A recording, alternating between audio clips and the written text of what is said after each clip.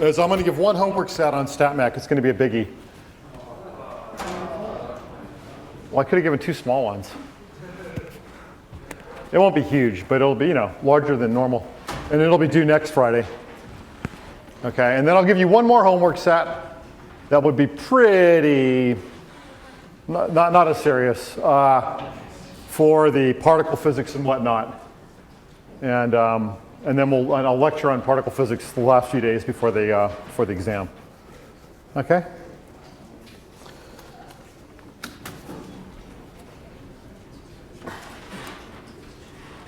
All right.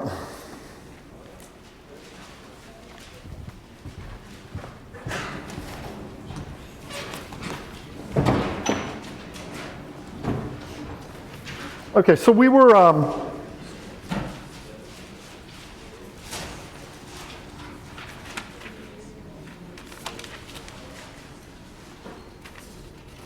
okay, so we started StatMech by talking about this this arrangement with a box with two halves and particles that were going to be on one side or another. Maybe you should, one way to visualize it is, you know, students in the room, and how many ways can I have you guys spread out evenly, or how many ways can all you know, everyone be over on that side, everyone be on that side? And we argued that there was a very quantitative way to define the number of states, and we saw that it strongly favored for a large number of students.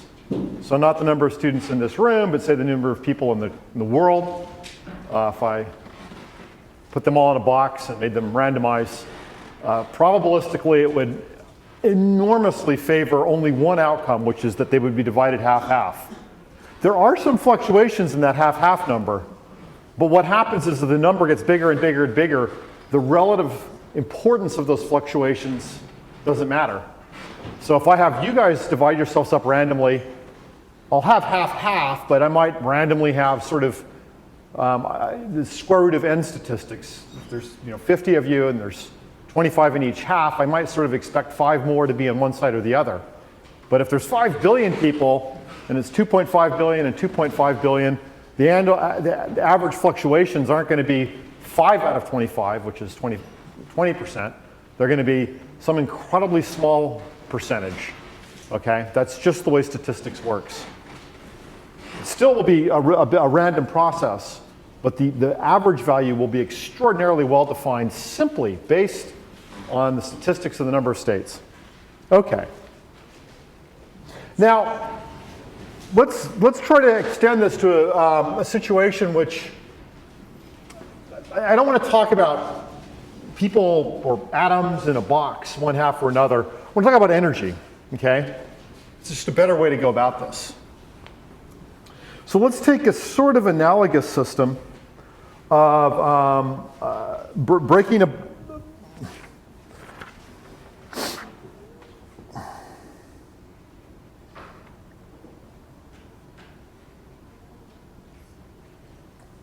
Give me a second.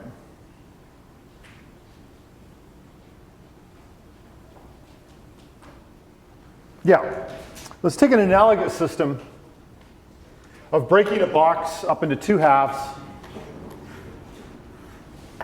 which might have which has an energy E1 and an energy E2. Okay.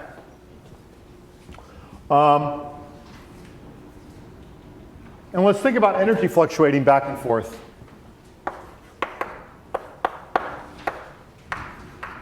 Between the two systems, and ask questions about, well, what's more likely to happen on the basis of energy? Okay, the first point I want to make is that the number of states of the system in general will depend very strongly on the energy in a system.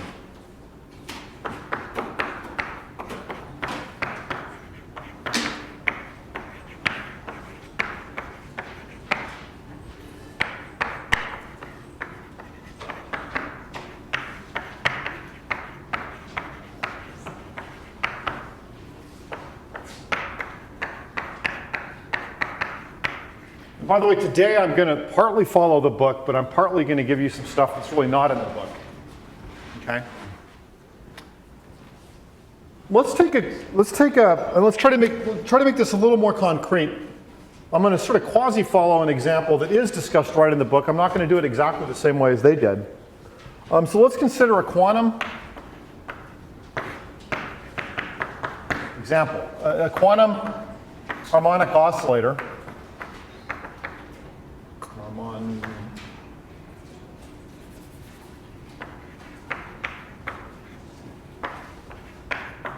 Okay? Or actually, n of them.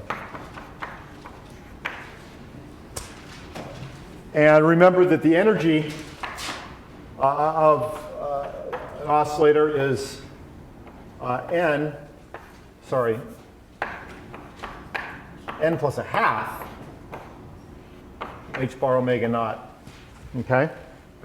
I put an I on this. This is just for the ith oscillator. So I have n oscillators. That's actually a little bit bad notation. Let me write a capital N there. I have capital N oscillators. This is the number. Remember that each one got a quantum energy. And the energy was just n plus a half times h bar omega naught. All right? We're going to drop the 1/2 h bar omega naught so that the energy of each one is ni h bar omega naught. It just makes it simple what I write down. And if you don't like that, basically you could say, oh, I added a potential, a constant potential to the system of minus 1/2 h bar omega naught. I can always do that and just redefine the energy scale. Okay? So I just want to count the number of states available to the system. I need a couple more concepts. One is I'm going to make these particles distinguishable.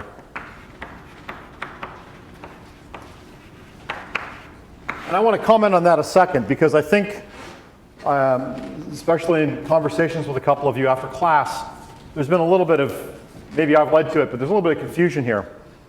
I can have quantum particles and still have them distinguishable. Quantum particles have to be indistinguishable if they are in the same quantum state. Okay?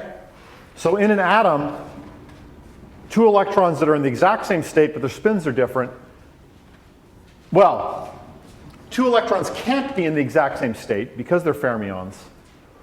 If I put two bosons somehow in there, they could go in the exact same state. But as soon as they're in different states, I don't consider them distinguishable. I don't consider them indistinguishable. Similarly, I can have a simple idea that if the particles are spread out. In fact, an atom is a quantum mechanical particle. It definitely behaves, let's say, a hydrogen atom. Okay? If I have a gas of hydrogen atoms, each one is a quantum mechanical particle. But if they're in an actual sort of normal gas, the separation between them is quite large. It's essentially on the order of 1,000 times the diameter of any one molecule, any one atom, or one molecule. And so if the particles are spread out, this notion of making them in an overall symmetric or antisymmetric state, that just kind of vanishes. They're simply not interacting with each other. They're not dealing with each other. And this is a little bit of a fuzzy notion, but so in terms of how do I write this down, where it comes from is you just say, well, the wave function has some extent, and if the wave functions don't overlap, then they don't then I don't worry about the then I don't have to consider them indistinguishable. All right? So this would be a system where, for instance, I have a bunch of harmonic oscillators, which, by the way, is the exact model of any material, where, as I mentioned earlier, all solids, where all the particles are sort of stuck, and they're in some equilibrium position, and if you displace them from equilibrium, their forces with the other atoms push them back into equilibrium, And I argued that in very general terms, if the displacements are small, every single one of them basically behaves as a harmonic oscillator. So that's a system like this.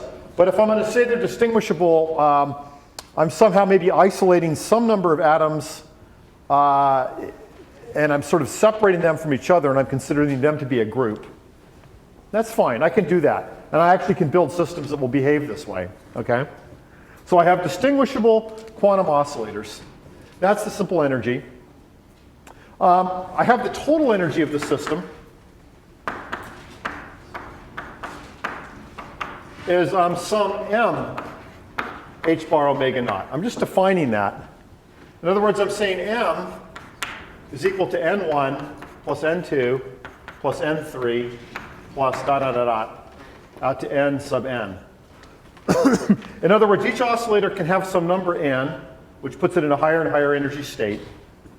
Right? I just have these states.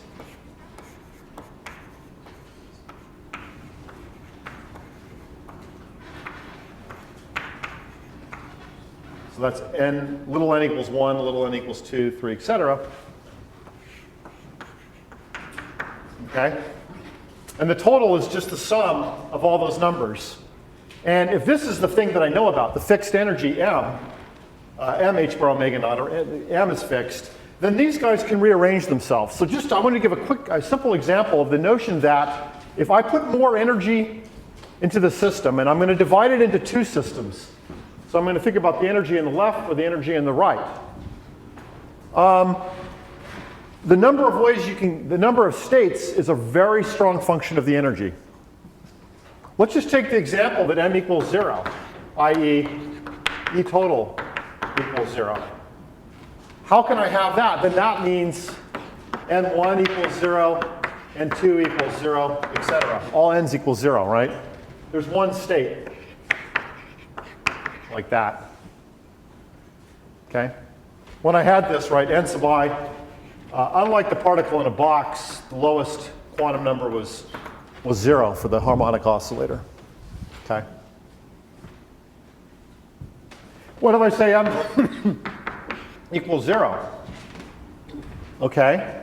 These are distinguishable particles. I can take any one of them and put it in the n equals 1 state. I have n choices for n sub I equals 1. All other n sub I equals 0. Yeah? Did I say n equals 1? I thought I did. I said it and wrote 0. So this is n states. By the way, this is not the sort of thing that I'm probably going to put on an exam, this particular system. What I want to show you, and I'm just going slow through this, is that in all of these systems, there's just a straightforward way to count. Okay? And this is an example I'm working on. If m equals 2, okay, I have n sub I equals 2 states, or I can do n 1 states, and then I have n minus 1 particles to put also in the n equals 1 state, right? I'm going to have to just choose a 1 and a 1 and the rest zeros to get 2. So I can choose any one of n to be the first one.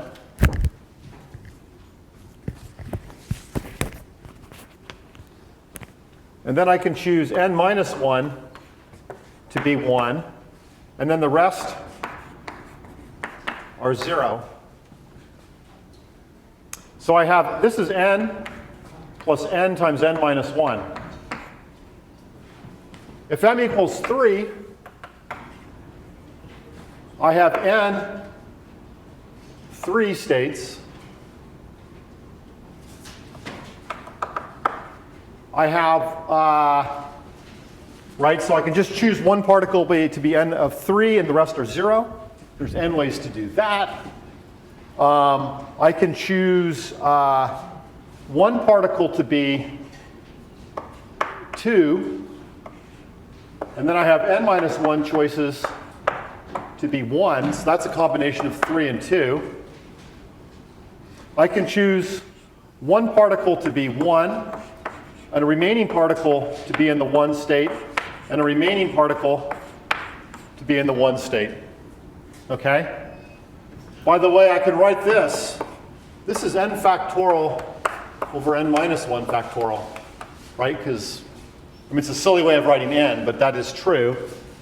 This is n factorial over n minus 2 factorial. So I'm taking n times n minus 1 times the blah, blah, blah, and dividing by n minus 2 times blah, blah, blah. And I'm just left with this, right? That is that.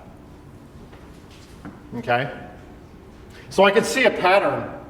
This is n factorial over n minus 3 factorial. So in fact, for m equals 3, my equation is n factorial over n minus 1 factorial plus n factorial over n minus 2 factorial plus n factorial over n minus 3 factorial. And I can easily generalize. For n equals, for m equals some number, well, for m, it's this thing going up to n minus m. That's a big number. It was 1, then n times n minus 1, which is essentially n squared. And then this has got sort of n squared 3 times. Okay? So I'm not going to keep writing that down, but here's the point. If I just graph what this is telling me, well, I'm going to erase the words here and graph it.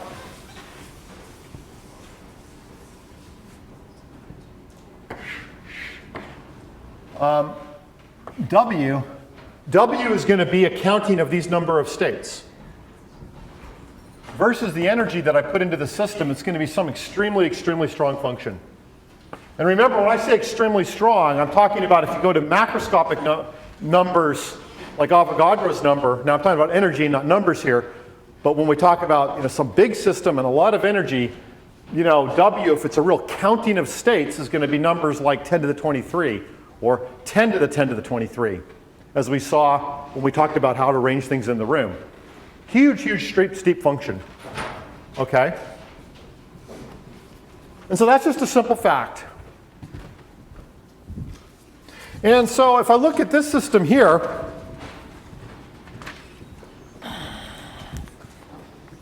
I have the system. Okay, so I didn't like what I did Monday, or I don't want to anymore do what I did Monday where I have you guys rearrange yourselves. If I want a more interesting way of looking at, of developing statistical mechanics is to ask questions where I can ask, okay, well, what's going on when the energy might be in a system or flow from one system to another? And I have now developed the idea that there's going to be a W1, or let me write it here. There's going to be a number of states on that side, and there's going to be a number of states on this side. Now, if energy is conserved, I have ET, the total energy, is E1 plus E2. So E2 is very simply ET minus E1. Okay? On either side, if I dump more energy into it, that side alone is going to have many more states. Now, I sort of demonstrated this in a sort of straightforward way for this one particular system of distinguishable. That was a choice. I could have done indistinguishable. It would have been different. Distinguishable quantum harmonic oscillator. But I can do it for any system. It's just it's going to be a different way of counting W each time. But this result is generic. The shape of the curve may change, but the fact that it's going up is not. So what I sort of expect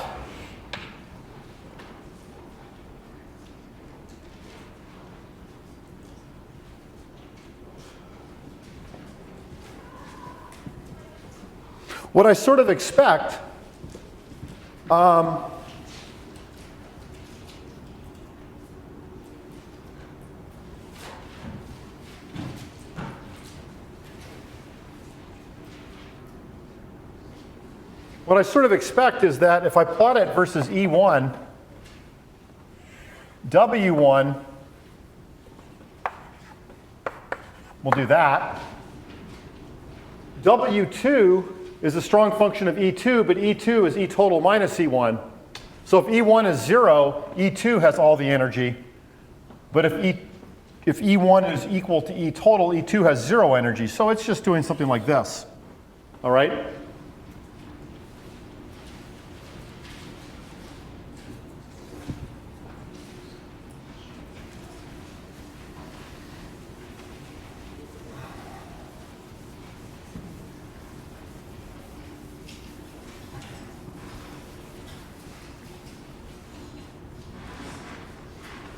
And what I really want to look at is W total, which is W1 times W2.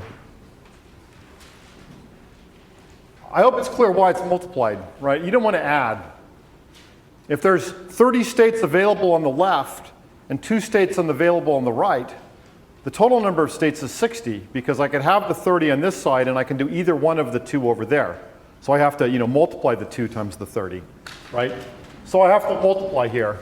And I have a simple idea that I know this is hand wavy, and I've kind of missed a piece because of my inability to graph numbers that run from 0 to 2 to 10 to the 23 very accurately, okay? But if I did it accurately, what you would really get out of this graph is it's really kind of, actually it's kind of, it's really that on some scale where that line is observable and this line is observable, the crossover is extraordinarily steep. And the 0 here beats the large number there, and the 0 out here beats the large number here. And the product, when you graph it more correctly, looks something like that. Okay? And this is for some value of E1 that I'll call E1 0.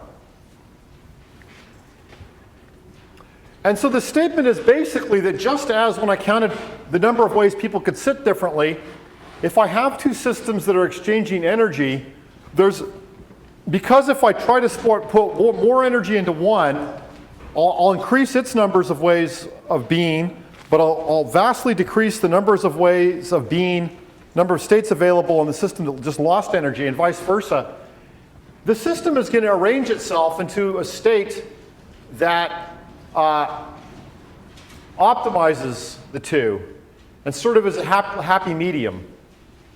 And it's just a product of probability. It's just a result of probabilities. I think I forgot to mention, why is it reasonable to think about energy swapping back and forth? What is that?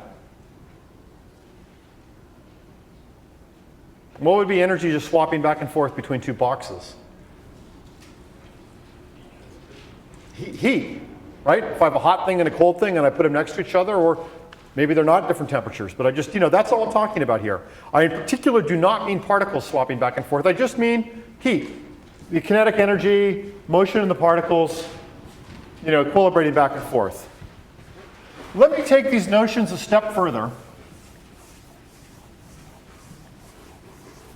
And let me tell you that I really don't want to consider W.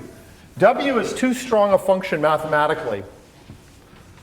And I'm not going to fully justify it. You'll get that in a higher level course. But I really should be considering S. And I mentioned what S was last time. S is K natural log of W. Okay? That's really what I should be considering. There's one nice feature. S total equals S1 plus S2 equals K natural log of W1 plus K natural log of W2. Remember, just quick reminder, if you have natural log of A plus natural log of B, what is that? That's natural log of AB. Or similarly, if I do natural log of A minus natural log of B, that's natural log of A over B. Natural log of A to the X equals X natural log of A. Okay. So this is K natural log of W1 times W2, which is K natural log of W total, just like I said. Well, so this is all consistent, okay? This is all consistent.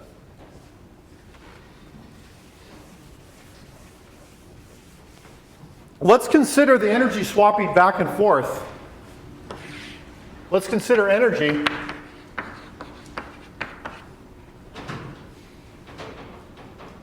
dE flows from 2 to 1. In other words, since I had E tot equals E1 plus E2, is fixed, conserved. Total amount of energy in the system is conserved. DET is 0, is DE1 plus DE2. If DE flows from 2 to 1, then DE1 is a positive thing.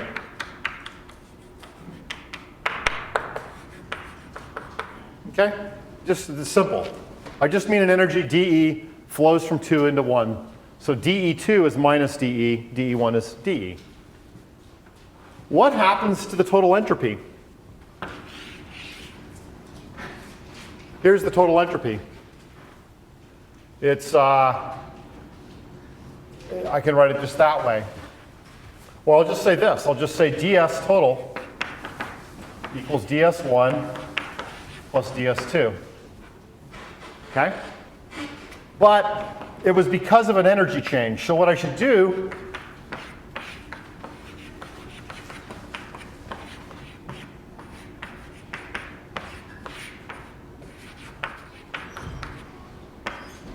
is that. Just take the partial. The entropy is changing because the energy is changing. I can't write down a formula. I can write down a formula in general for W of E, although I'm going to have to go compute exactly what it is in any particular case. I'm going to try to develop a formalism so I don't actually have to figure out the actual formula. This is the goal in statistical mechanics, to abstract away from actually sitting there with these ridiculous quantum oscillators and doing all this combinatorial statistics every time. I'm going to try to develop some general way of talking about it.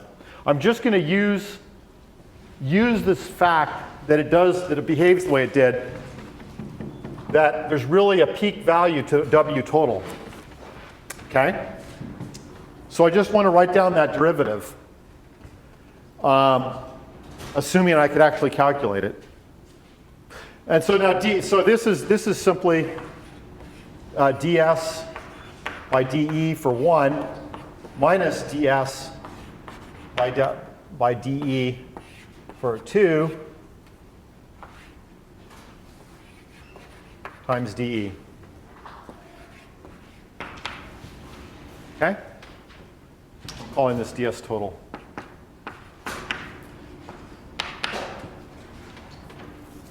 Now there's a very simple idea, a bit subtle, but very simple.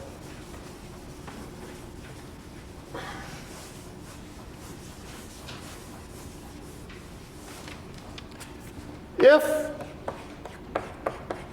the system is in equilibrium,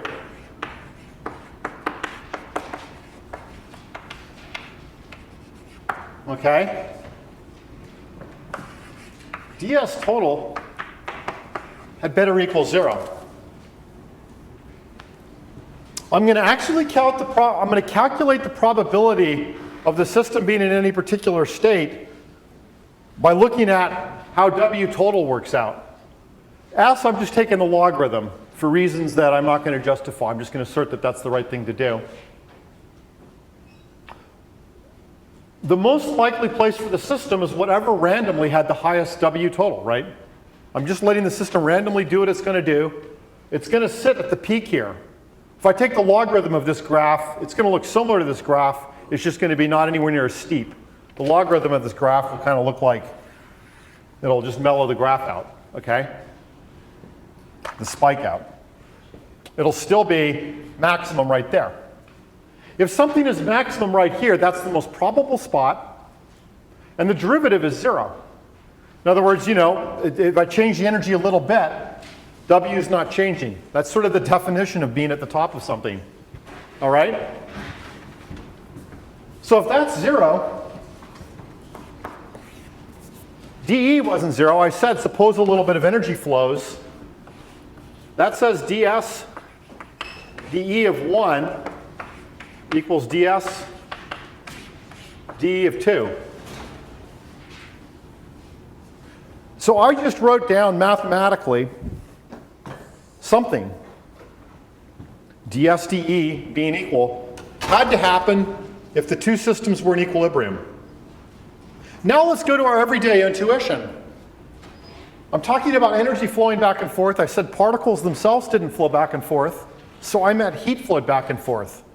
What is this? What is an equilibrium? What is the same for 1 and 2 if two systems don't have heat flowing between them? Temperature. So in fact, this is temperature. I don't actually want this to be temperature. I want 1 over this to be temperature. Okay? Also equal to K times D, natural log of W dE. This is what I said in the first lecture. Okay? And I said that this was this mysterious thing. The temperature is one of the most, temperature is one of the most, you know, simple, tangible things. You know, when my kids were 4, they knew what temperature, when they were 1 or 2, they knew what temperature was. When they were 2 or 3, they knew the word for it. Okay, and they didn't know any physics. And yet, what is the definition of temperature? 1 over temperature is ds dE, where S is not defined in a thermodynamic sense, but in the statistical mechanics sense, K times the natural logarithm number of states, and I'm taking the derivative of that with respect to energy. Okay, but this isn't really so crazy. Well, okay, well, it's crazy in one way, but it's not so crazy in another way. So one way it's crazy is that if I really wanted to calculate it from first principles, I have to get this curve. I have to take that counting I was starting to do in the quantum oscillator case, I have to generalize that into a formula. You know, the factorials. I have to write that down as a mathematical function. I was starting to. I have to take the derivative with respect to energy, which in this case was mh bar omega naught. All right? And then I can make the temperature out of that. But in general, I don't need that. I'm just observing that it's the trend. 1 over temperature is ds dE. Why did I take 1 over temperature? It's because if energy flowed from 2 to 1, we know that that basically meant 2 was hotter than 1. Just we know that, right?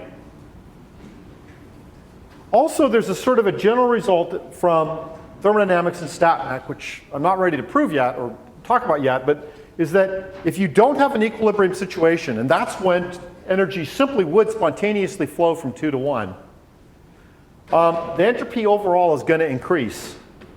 So if this is greater than 0, and dE is greater than 0, I needed this term greater than that term, but I know that this 2 has a temperature higher than 1. So if I define things as 1 over temperature, then the higher temperature here will be a smaller number than there. Okay, so it all makes sense. That's why I defined it as 1 over temperature. This follows our intuition about what we mean by temperature. And one final comment about it. What we're saying here, you know, heat flows from high temperature to low temperature. And temperature is the inverse of this thing. It's saying, I mean, heat doesn't, when something that is hotter than something else, this is kind of subtle. If it's hotter, this is a smaller number, okay? If something is hotter, has a smaller 1 over temperature, it's basically saying that's a system where if I put more energy into it, I won't greatly expand the number of states available. And a low temperature system is one where 1 over t is small, t small, 1 over t big. If I put some energy into it, I will greatly expand the number of states. So a very quiet, cold system, the harmonic oscillators, which I get to choose which states they're in. If they're in a low temperature state, they're in a very highly ordered state, such that if I dump a little bit more energy into it, it's going to have a huge change relatively in how many states are available. So that's a subtler idea than simply higher temperature, higher energy, although that is also roughly true. But it's a subtler thing than that, which is what really temperature really does. But what it's really saying is temperature is the propensity of the system to equilibrate in a random sense. That's what this is embodied. Temperature measures how much the number of ways of the system could rearrange itself is changing with energy. And since the systems are going to randomly end up in the most likely thing, which is just a measure of W or the logarithm of W, that's what temperature is measuring. So it's this kind of beautiful, deep concept. And that's what temperature is. Okay? This is one short page in the book, but to my mind, this is, I don't know. I think it's just really neat and it's really deep.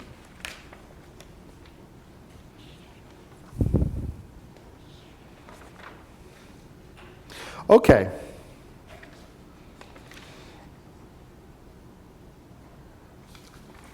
Now we've got temperature under our belt.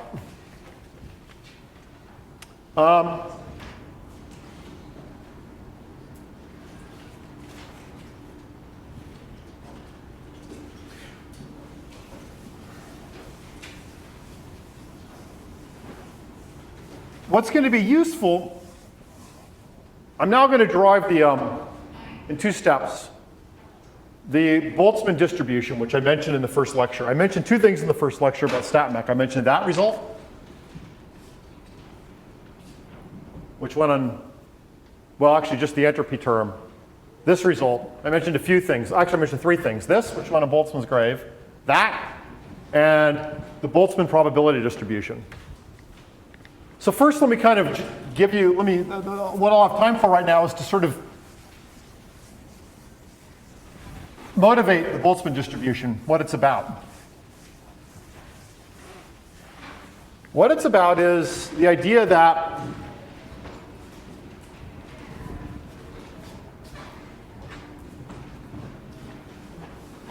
I'm going to modify this picture just a little bit.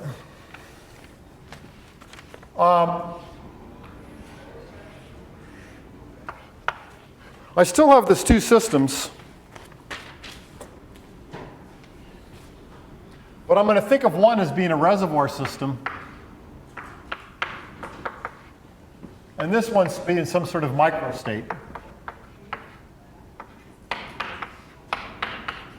So I'm going to label this R, I'm going to label this S. This says E sub R, this says E sub S. So just change my labels here. ER, let me rewrite that. There's a total energy, which is the reservoir plus the small microstate. And I can rearrange this equation in trivial ways. That the energy available to the reservoir is the total energy minus the very small amount that's in the microstate.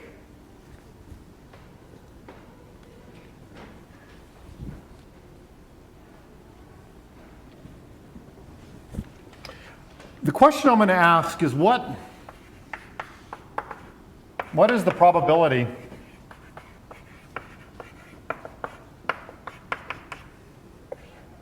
of S being in one particular state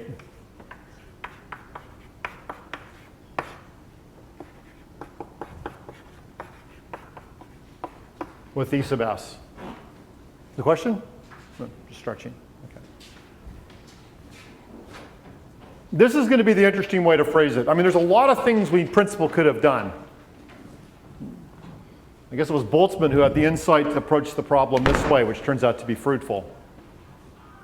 I'm not going to worry about sort of two comparable systems. I'm going to focus on one that's really, really small. So small, in fact, that I'm going to say I'm going to be able to count exactly this number of states in it. I mean, I might have 10 particles in there. And when I say S, my label's a little bit sloppy. I'm talking about them all being in one particular configuration. And that took up energy sub S. It could be that for the energy sub S there was more than one configuration, and there's a way I can account for that. I'm not losing generality to just focus in on one of those particular configurations. That left behind E sub R, and E sub S, I'm going to consider to be much, not just smaller, but much less smaller than ER or ET. All right? The probability of state S is W total given ES, which also implies ER. If I know, I mean, there's only one variable. It's ES or ER, right? Because just the total is fixed. Given the sum of all values of omega total, given all possible values of ES. Okay? Just a simple idea. Remember, I mean, if I can count the number of degrees of freedom of the system, there's actually one state here and some huge W total with that E sub S here. But then if I think about all different values of E sub S here, I have to sum all those up and I divide this by that, and that's a probability. Probabilities are always the same. If I can count the number of ways of one particular thing, and I know the number of ways of all possible outcomes, the probability of the one outcome is the number of ways for that one outcome divided by the number of ways for all the possible outcomes. This theme comes up again and again in StatMech. Okay? Before calculating that, let me just quickly mention the book works this out, not in a general way, but again, just for that simple harmonic oscillator idea. We have the harmonic oscillators.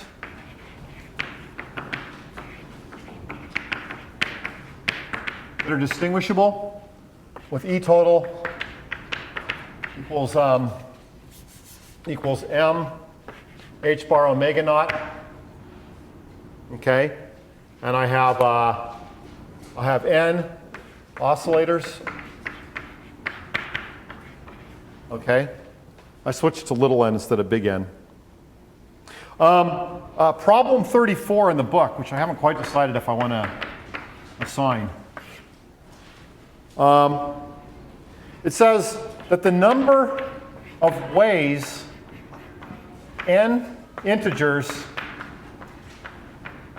sum to m, sorry, little n integers sum to m. Because if I have n oscillators, that means I have n1, n2, n3. You know, these various quantum numbers for each oscillator, which each have an energy n sub I times h bar omega naught. Right? So I have that m equals n1 plus n2 plus dot, dot, dot, right? So how do I rearrange those to get m? Okay? Turns out that you can do this.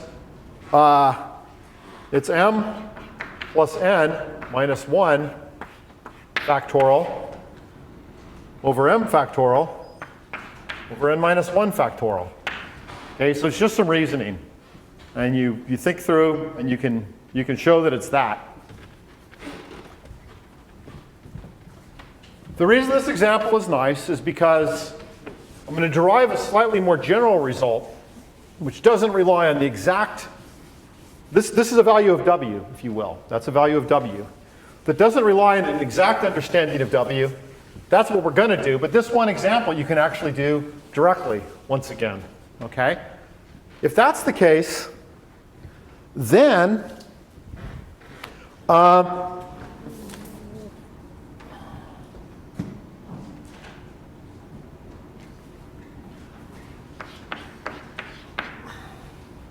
if oscillator I is in state n sub I, then the probability of that happening, so this is the probability of I having n sub I, particle I having particular number n sub I. If m equals 5, you know, one of these can be 1. If I get 5 ones or 1 5 and no zeros or 3 and 2, blah, blah, blah. If I just say, let's pick one of them and make it n sub I, which could be a number 1, it could be any number 0 up to m, right? I can get it from this. So this was the number of ways that the n integers can sum to m.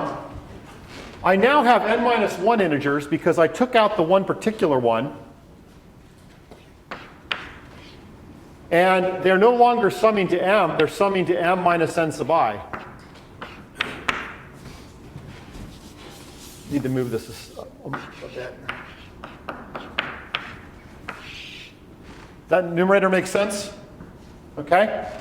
I'm not going to m anymore, I'm going to m minus n sub I. And I no longer have n available because I took one away. Of n minus 1 in this formula. Now that's the numerator in this expression. The denominator, though, is in fact just this, because this was the total number of ways to do them if I didn't restrict myself, if I didn't pull out the one oscillator, which I think of as this one state. The two pictures, right? I'm doing the two pictures. If I say one oscillator is in one state, I'm talking about that one oscillator being the little subsystem. Although I haven't put it in energy. Well, yeah, no, I'm sorry. And it's got an energy E sub s equals Ni h bar omega naught. Okay.